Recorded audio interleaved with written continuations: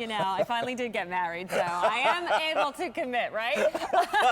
But here, the other thing that I had a short love affair with were German irises. They always just quit on me, and I didn't know what the issue was. I thought it was me. I hate a quitter.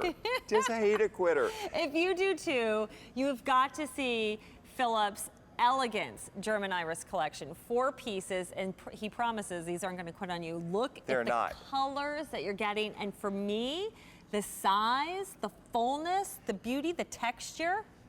There's so much to talk about with this. I love irises. My favorite perennial, hands down. I love these. It's the first one I noticed when I was a kid, and we've had irises on before.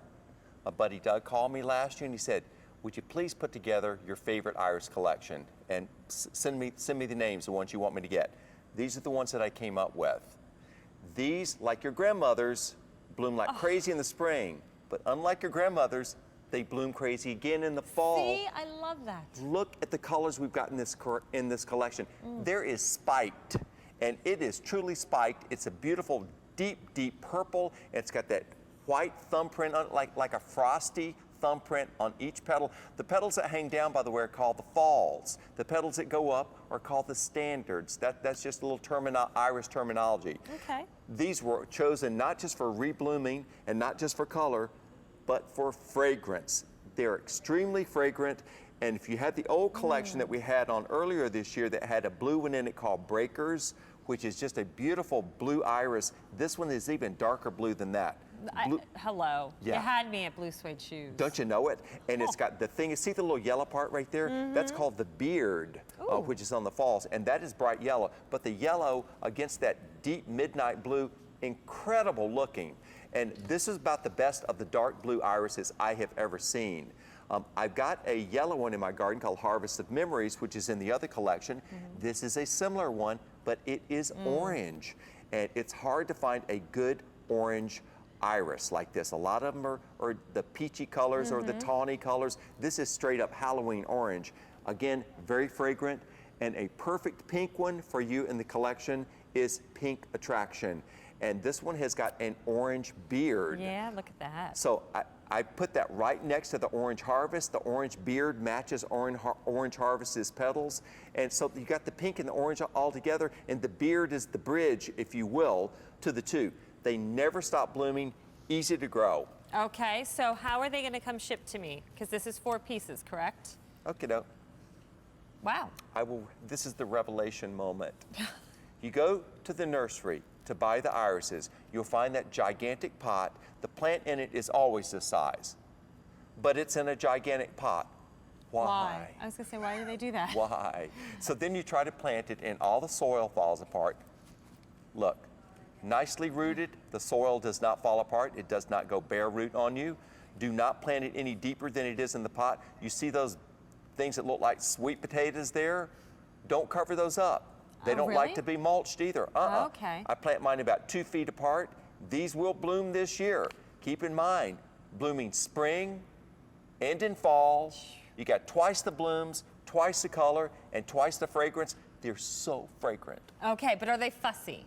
No, they're not fussy. Okay. We're fussy. They're not fussy. Okay, so in terms of water and sunshine, what do we need to know? Give them as much sun as you can give them. They will grow in half shade. I find they bloom better if I've got them out in full sun. Okay. I have them in a well-drained area. They will not like to have wet feet. Okay. They will not like to be mulched. If you want to plant them next to the driveway where it gets hot as Hades, they don't care. Oh, good. They absolutely do not care. If you've got a really tight bed where nothing else will work, say where you had your sedum plants, these will grow in a really, really tight area. They will even grow in shallow pots.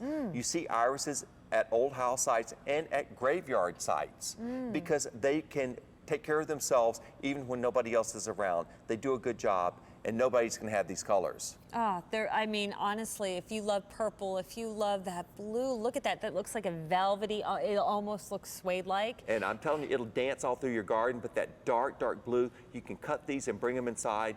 Very, very fragrant. I don't pick the whole stalk. I pick one bloom off and I put it like in a bottle-like vase. It's got a little narrow neck, so that extends it. That way I don't have to pick the stalk. The bottle becomes the stalk for me.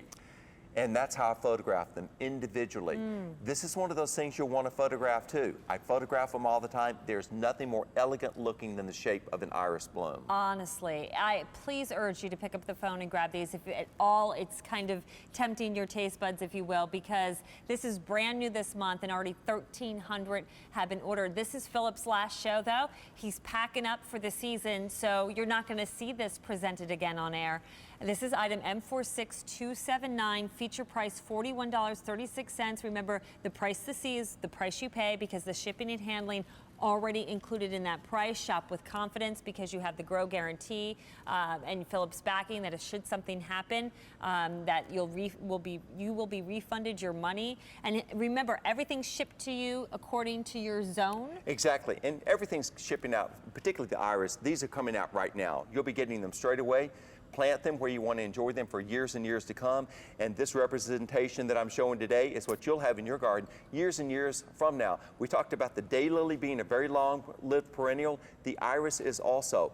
But wouldn't you rather have one that bloomed also in the fall? Yes. Again, when everybody else is planting their fall chrysanthemums, you've still got this going on. You can plant the sedums around the base of these two, and they will be perfectly happy because they don't like the mulch either. I love that. And then because it's a perennial, we want them to stick around. What happens in wintertime? Because we noticed that you